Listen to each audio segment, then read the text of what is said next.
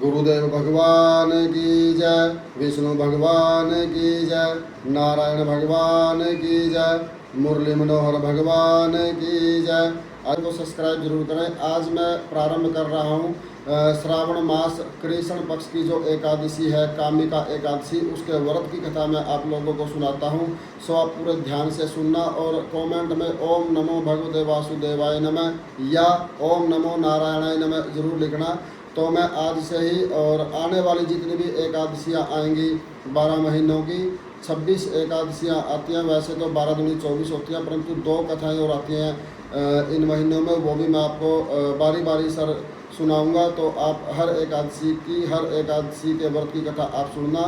तो मैं इसमें डालूंगा मेरी वीडियो में। तो मैं दोबारा फिर बोल रहा हूँ, आप वीडियो को शेयर करें, लाइक करें, साथ में चैनल को सब्सक्राइब करें। चलो शुरू करते हैं।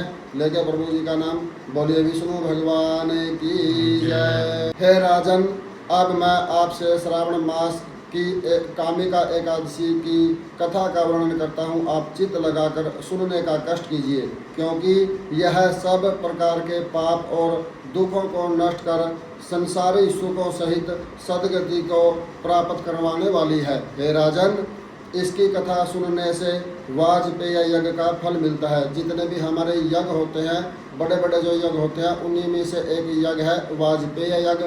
और अगर आप श्रावण मास की कामिका एकादशी का व्रत करते हो तो उस यज्ञ का जो फल होता है वो आपको प्राप्त होता है, ऐसा शास्त्र में वर्णित है। हे धर्मराज, जो फल गंगा, काशी, नैमिषारण्य तीर्थ और पुष्कर में स्नान करने से प्राप्त नहीं होता, वह फल कामिका एकादशी का व्रत कर भगवान विष्णु का पूजन करने के पश्चात प्राप्त हो जाता है। इसलिए सुख संपदा और स्वर्ग की प्राप्ति के लिए यह व्रत करना परम आवश्यक है।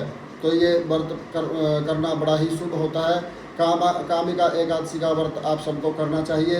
हे राजन, केदारनाथ और कुरुक्षेत्र में सूर्य ग्रहण के समय स्नान करने से, तालाब, बगीचा और स्वर्ण सहित पृथ्वी दान करने से, सिंह के गुरु में गोदावरी व गढ़गंगा में स्नान करने से, सामग्री सहित ब्याई हुई गोदान करने से, अध्यात्म विद्या के अध्ययन करने से, जीवों की रक्षा करने से और हिंसा का परित्याग करने से जिस फल की प्राप्ति होती है, वह कामिका एकादशी व्रत करने मात्र से ही प्राप्त हो जाती है। इसलिए इसका व्रत करना परम आवश्यक है और करना भी चाहिए।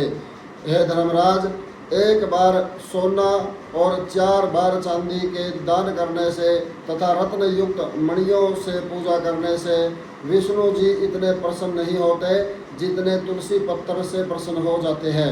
इसलिए हे मनुष्य, तुलसी से नित्य भगवान की पूजा करके चरणामृत लेते हैं, वह जन्म जन्मांतरों के पापों से छूटकर मुक्ति प्राप्त करते हैं। हे राजन, तुलसी के दर्शन से संपूर्ण पाप दूर हो जाते हैं और शरीर पवित्र हो जाते हैं।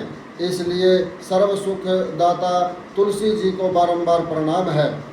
हे पांडुनंदन, जो लोग एकादशी के दिन विष्णु भगवान के आगे दीपक जलाते हैं, उसके समस्त स्वर्गवासी पितृ संतुष्ट हो जाते हैं और उनके पुण्यों का हिसाब करना चित्रगुप्त की शक्ति से बाहर हो जाता है। अतः इस कामिका एकादशी का व्रत काम, क्रोध, मद, लोभ, मोह, अहंकार, हिंसा, जोरी और अन्य अशुभ कर्मों का सर्वथा त्याग करते हुए अवश्य करना चाहिए। तो ये कामिका एकादशी के व्रत की छोटी सी ही कथा है। आगे जितनी भी एकादशी आएंगी मैं उन सब की कथा आपको मेरे ब्लॉग के माध्यम से सुनाता रहूँगा। आप वीडियो को शेयर करें, लाइक करें, कमेंट को चैनल को सब्सक्राइब करें। सभी को जय श्री राम, जय जय श्री राम।